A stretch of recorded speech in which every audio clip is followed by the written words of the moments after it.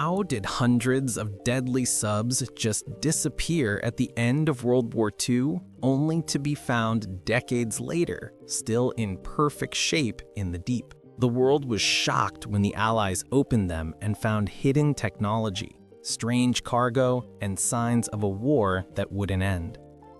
These weren't just submarines, they were scary and smart time capsules that were beneath. Let's find out what's hidden under the waves.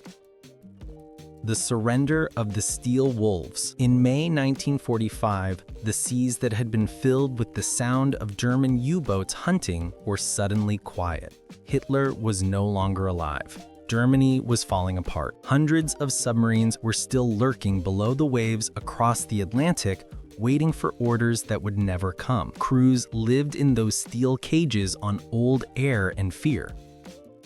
Their radios were sending broken messages, half-words and pieces of a dying order. The big fleet of U-boats that used to attack ships from Norway to the Caribbean no longer had a boss, a reason to exist, or a future. Some captains came to the top to get more information. Others stayed below, not sure if coming to the surface would mean freedom or death. No one told the sea that the war was over. Then, on May 8, a last signal broke through the noise. Admiral Karl Donitz, who was Hitler's choice to take over as leader of the Allies, told all of the U-boats to stop fighting, come to the surface, and surrender to the closest Allied force. The wolves of the Atlantic were coming home after 6 rough years of war under the water. Ships with black paint broke through the water in the Bay of Biscay, the Norwegian fjords, and the cold North Atlantic. First periscopes and then conning towers went up. Men climbed out into bright sunlight that they hadn't seen in months. To show that they were ready to give up, they tied white sheets and undershirts to antennas. The guns on the Allied planes were ready, but they didn't fire. The chase was over. The shooters were now the ones being chased. For the Allies, it was a sight they had never seen before. Dozens of subs coming to the surface at the same time, their engines coughing and their crews standing on deck in silence. In harbors from Denmark to France, from Trondheim to Kiel, the water sparkled with the reflections of U-boats that had given up. Each had its own story, about troops that went missing, convoys that never showed up, and a war that was fought in the dark. Pledge was the name of the British Navy's part of the operation. The goal was easy, but very important. Get every submarine that had given up, keep an eye on it, and make sure it didn't sink. As if shepherds, Royal Navy destroyers and Canadian corvettes moved in and led lines of submarines to surrender ports, like Loch Arable in Scotland, Lisa Halley in Northern Ireland, and Portland on the English coast. People in the area watched from the hills as the convoys came in. The black hulls looked like ghost ships, and diesel fumes hung over the calm water. Only at Loch Arable did about 40 U-boats drop anchor. Their smooth shapes were lined up from bow to stern like a funeral parade. The scene was caught on camera. Hundreds of German sailors stood still on the deck as Allied boarding teams moved in with rifles drawn and ready. People used each submarine as both a weapon and a prize chest. Getting inside was the first thing that had to be done. American and British sailors climbed through small hatches into the oily, musty innards. They took pictures of the gauges, the torpedo rooms, and the engine blocks, among other things, before German soldiers could destroy the maps, charts, and code sheets. They got them. Each find was written down, sealed, and sent to Navy intelligence. They were shocked by what they saw. The engineering was light years ahead of anything else on the water at the time. Labels on valves were written in very exact script. Machinery was packed like a clock, and wires were neatly tied together and insulated. After the fact, a British expert said that these subs weren't built like ships, but like watches. German design was always very precise, even when they were losing. Some of the code books and cipher keys that were taken looked familiar because they were the same ones that were found on U-505, the submarine that the US Navy took whole a year before. That first prize had already broken into some of Germany's naval lines. As more Enigma machines and logs came in, it was clear that the Allies had control of the Atlantic. The tools that the wolves used to hide their tracks were now proof that they were caught. Outside, the decks were full of soldiers and sailors who had been trying to kill each other for months. Now that they were within arm's reach, they looked at each other carefully but didn't say much. Many German submariners were barely 20 years old and were tired and hungry. They gave up their sidearms, walked ashore, and got in line to be treated as prisoners of war. Some people felt ashamed when they gave up, while others felt relieved. Most people don't make it through what they did. 3 out of every 4 of the 40,000 men who served in U-boats during the war never came back. The people who were still alive on these last boats knew they were very lucky. The war they fought in the dark under the sea didn't end in victory, but with them being worn out. By summer, Allied harbors were full of submarines that had been taken. Rows of them were tied next to each other, and the periscopes rose up like a forest of steel. While engineers talked about what to do with this huge ship, British officers took stock. Should they keep them, look at them, throw them away? There was one thing that was certain: the plans for the future were hidden inside these subs. Each boat was a puzzle. Some were full of high-tech gear, others were empty, and some were set up to explode on their own. Teams from the Allies found a lot of different things inside, from encrypted radio transmitters to test controls for torpedoes. It was said that an American officer called it a goldmine of German engineering. It was impossible to miss the irony. In the past, these subs were the most dangerous thing in the Atlantic. Now they were studying projects and awards. They were prisoners, and their machines were left out for other people to study. The men on their ships had once watched Allied ships through periscope sights. What was once hidden was now shown. What used to be scary was now just machinery that needed to be figured out. But the Allies chose to take one last look inside these robots before they could erase them from history. Even the men who had fought those U-boats would be shocked by what they found in the dark, quiet hallways of those ships. Operation Deadlight. By the end of 1945, Britain's harbors didn't look like docks as much as they did like old junkyards. The docks were crowded from the coast of Scotland to Northern Ireland.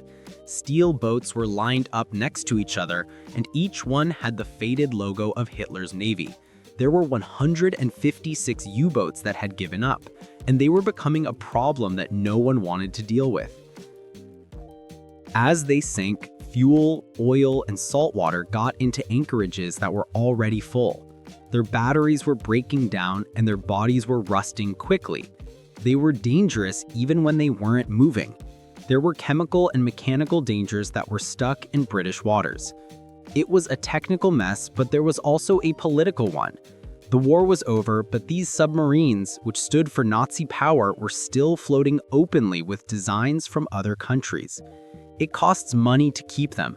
It was risky to let them go. Each country that had fought Germany wanted a piece of the technology it had, and no one wanted another country to get stronger because of it. That's why Britain made a choice that changed the shape of the ocean floor. The Royal Navy talked about a plan called Operation Deadlight in the fall of 1945. Its cruel goal was to drag every U-boat that gave up out into the Atlantic and sink it. Not take apart or use again, erase. A lot of dangerous machines were made during the war, and the planners planned to bury them all at sea. From the start, it was hard to believe how big it was. 116 of the 156 seized U-boats were sent to be destroyed. The advanced models, like the Type 21 and 23, were saved to be studied. They were spread out between the US, the UK, and the USSR. But the rest, the regular soldiers who fought in the Atlantic War, were in for a different ending. At Loch Ryan in Scotland and Lissaholly in Northern Ireland, sailors started getting the doomed fleet ready. Each submarine was given a number, and its fuel was drained and its weapons were taken away. In the docks, you could hear the grind of chains and the slap of waves on rusty steel. There were tugboats ready to take the old killers out to sea one last time. They were going to 3 dumps marked on Royal Navy maps only as XX, YY, and ZZ. These were about 100 to 120 nautical miles northwest of Ireland. The Atlantic would be their death in the open. WWII Group's first group of ships set sail in November 1945. It looked like the plan was simple: pull a group of submarines out, sink them, and then come back. But the sea had something else in mind. A lot of these U-boats had been underwater for months before they gave up. Their metal was worn out, their bodies were thin, and their engines wouldn't start. They were no longer ships. They were ghosts held together by bolts and rust. Those ghosts started to fight back when the winter storms came through. Waves taller than houses were a problem for tug workers. Under the stress, chains broke, and one by one subs got away. Some of them sank without notice, going below the water before they got to their designated areas. Some flipped over and disappeared in the storm. The Royal Navy wrote down every loss but never tried to save anyone. Each hull that went down meant one less thing to pull. More than 50 boats had already sunk by February 1946, before they even got to the target areas. The sounds of the quiet were broken by the sea. The end was quick and sad for those who survived the trip.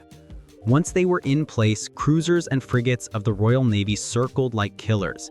Direct gunfire, with shells going through steel and sending echoes across empty waves, sank some subs. Others were sunk by opening sea valves and letting the Atlantic flood in, or they were destroyed by explosives buried deep inside. The sailors who were there saw something beautiful and scary at the same time. Huge holes slipping under slowly, bubbles rising, and metal moaning as it bent and cracked from the pressure. There were no more submarines on the ocean floor. In a few minutes, they all went down into the darkness and would never come back. U-236 was one of them.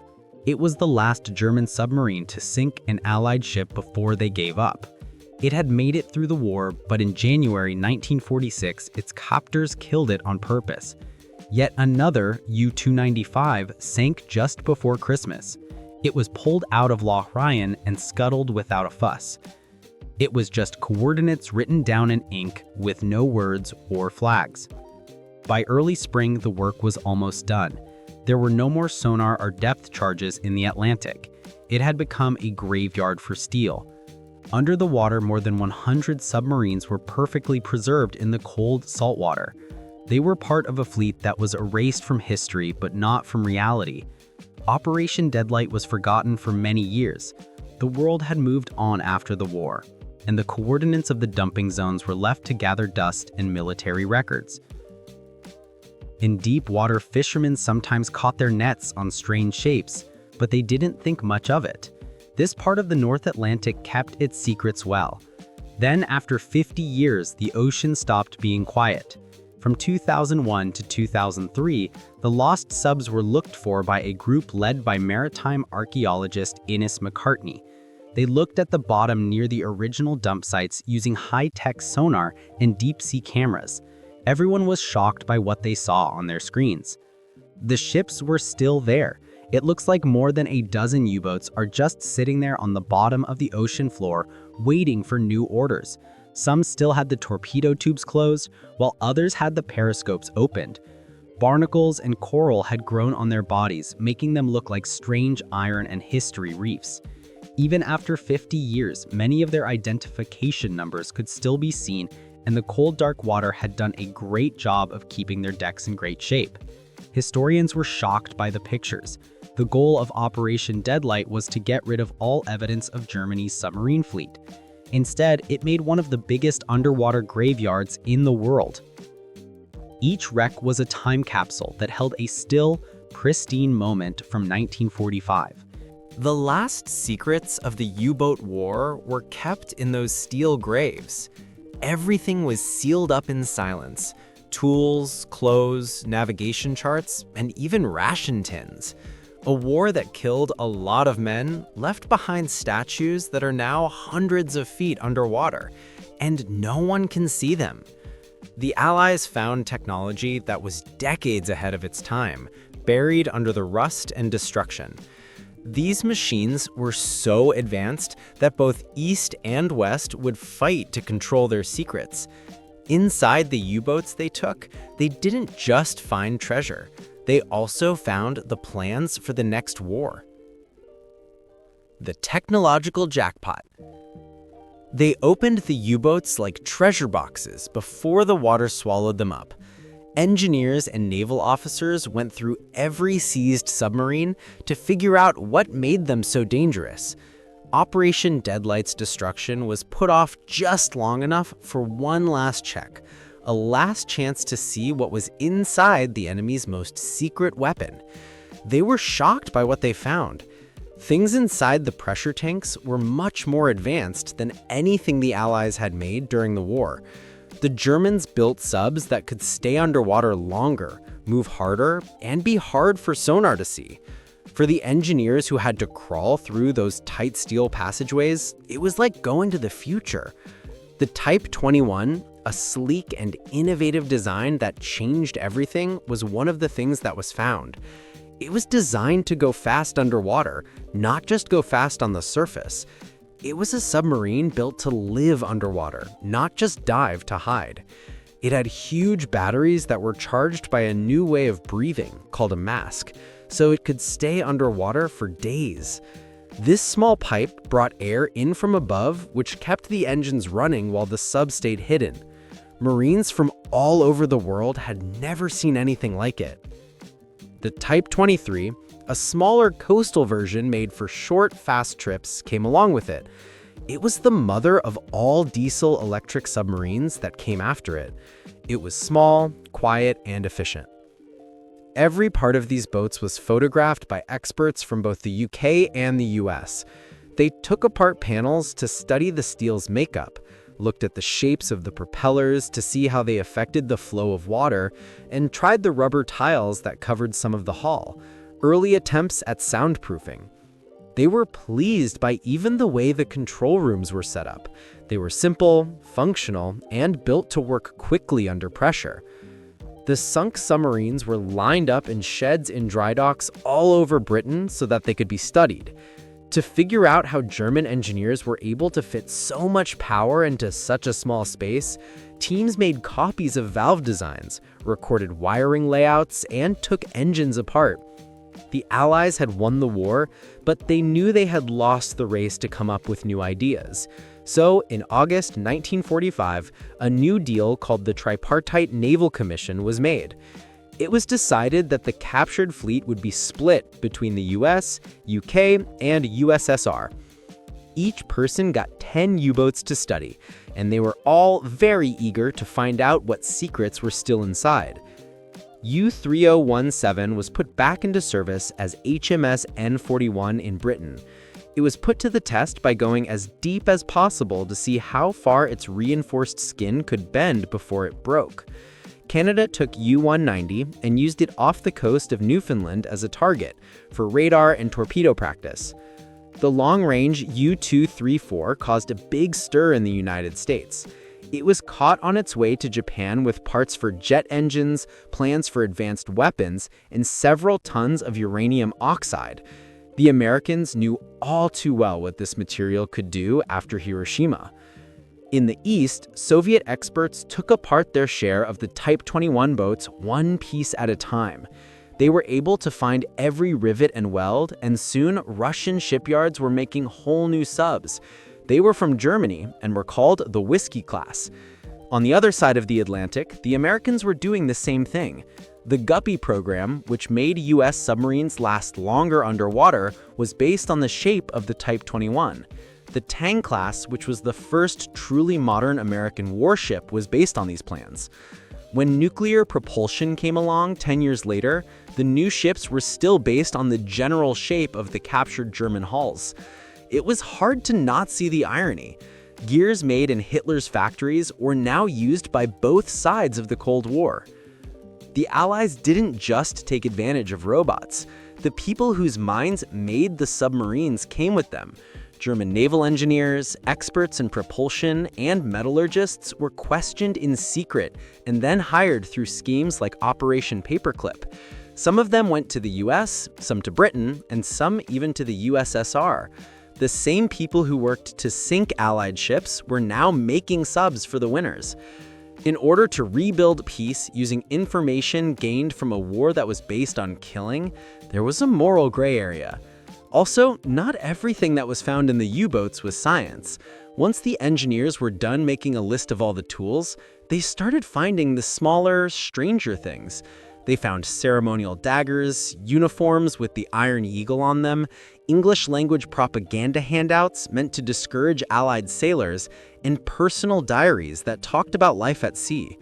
Some boxes still had rations that hadn't been opened, rusted guns, and pictures of families who had been left behind. These pieces showed something more profound: the war machine's human side. It looked like every submarine had two stories to tell. One was about technology, like lines, turbines, and new ideas that are cold. The other was about the people who had to fight for months while living in those metal tubes. Those items were just as important to historians as any plan. They showed the thoughts of a country that thought it could win a war by making steel perfect. Most of the U-boats that were still around at the end of 1947 had been studied, copied, and then destroyed. But their impact wouldn't go away. Shipyards from Britain to the Black Sea were already making ships with plans that were based on them.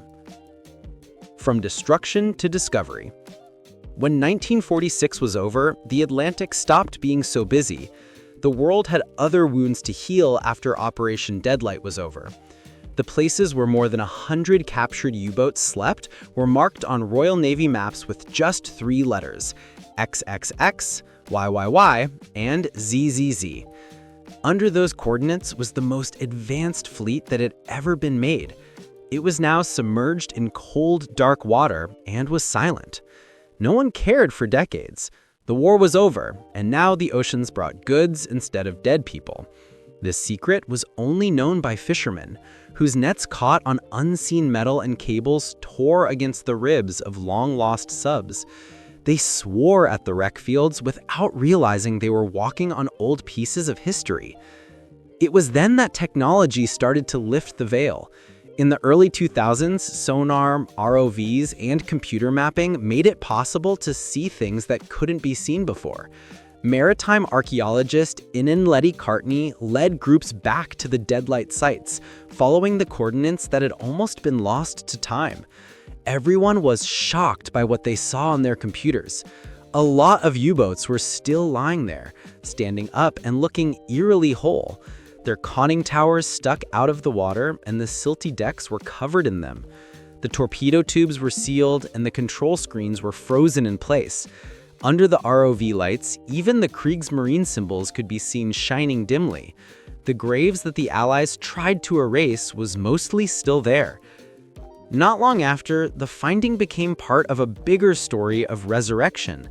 The tight bunks and rusted tools of U-534's crew were shown when it was raised from the Kattegat Strait in 1993.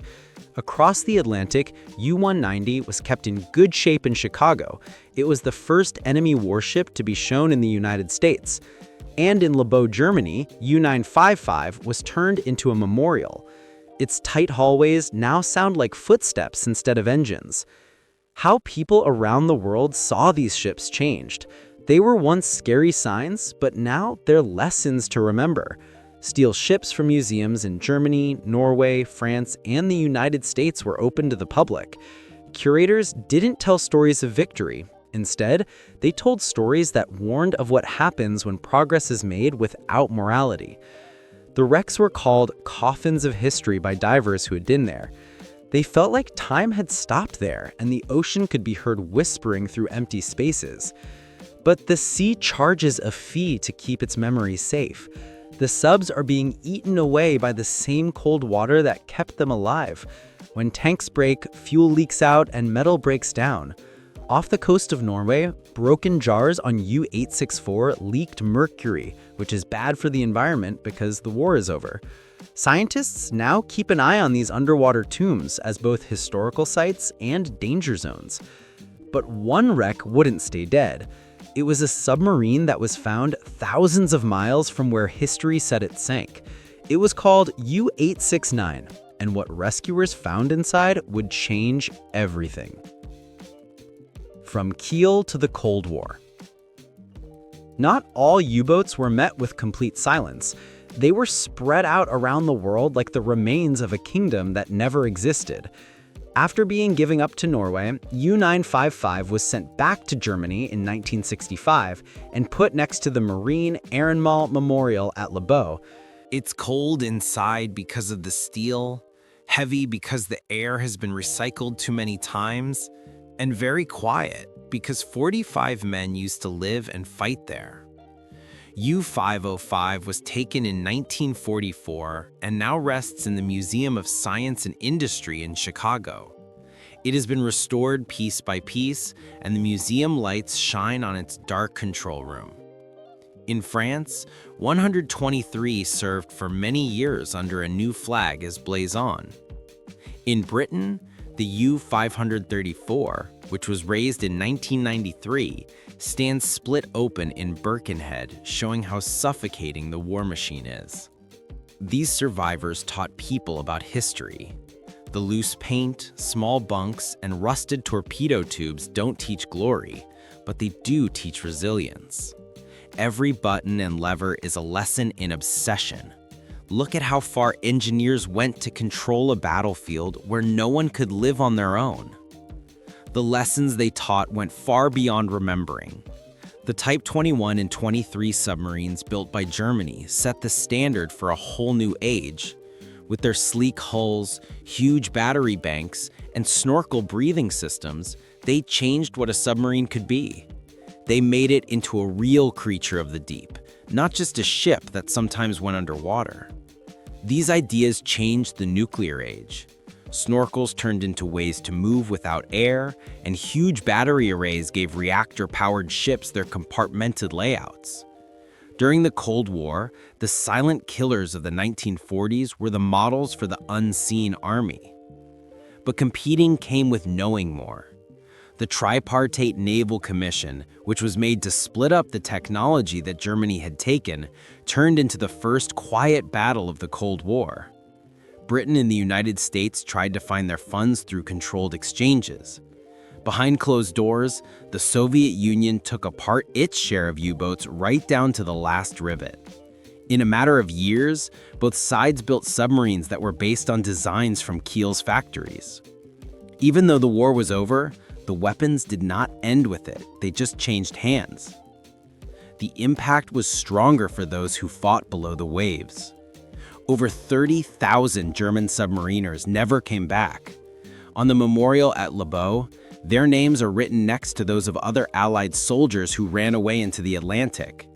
Every ceremony there serves as a reminder that success often comes from tragedy. And that's the haunting legacy of Germany's lost submarines. Secrets buried beneath the sea. If you enjoyed this dive into history, like, share, and subscribe, and click the next video now appearing on your screen.